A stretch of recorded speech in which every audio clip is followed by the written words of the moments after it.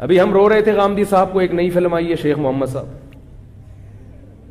ان کو دیکھ کے غامدی صاحب سے محبت ہوتی ہے آدمی کو، حقیقت ہے، وہ بالکل ہی عجیب سی چیز آئی ہے. تو ایسی فلمیں آتی رہیں گی اور ساری قرآن و حدیث کے نام پہ آئیں گی. تو آنے دو.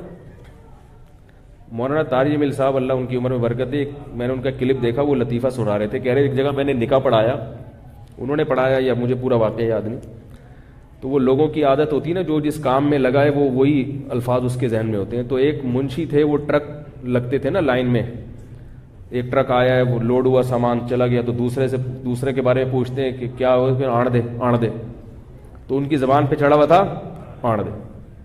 تو قاضی صاحب نے اس سے پوچھا نکاح کے وقت کہ تمہیں اتنے مہر میں یہ عورت قبول ہے؟ اس نے کہا آڑ دے.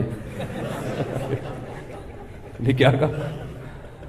آڑ دے، آنے دو. تو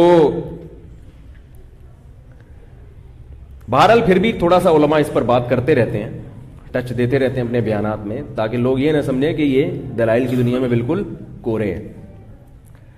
تو میں یہ عرض کر رہا تھا میرے بھائی کہ جن سوالات کی تیاری ضروری ہے، عوام کی توجہ ان سوالات کی تیاری کی طرف نہیں ہے، اور ان علماء سے عوام محبت بھی نہیں کرتی. عوام کو بھی مزہ آتا ہے چسکے لینے میں، جب تک ایک دوسرے پہ مولوی حضرات کیچڑ نہ اچھالیں، طنز نہ کریں، مناظرے بازی، چیلن بازی، وہ اس کو پچھاڑ دیا، اس نے اس کو پچھاڑ دیا، اس کے بغیر مزہ نہیں آتا.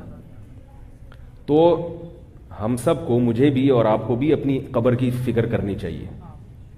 سب سے پہلے سوال ہوگا توحید کے بارے میں، اور توحید کا وہ مفہوم جو قرآن نے بیان کیا. ایک اپنی گڑھی ہوئی توحیدیں بھی آج کل مارکیٹ میں چل رہی ہیں.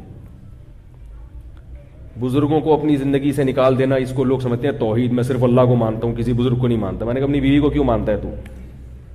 ہے بھائی، اپنے باپ کو کیوں مانتا ہے؟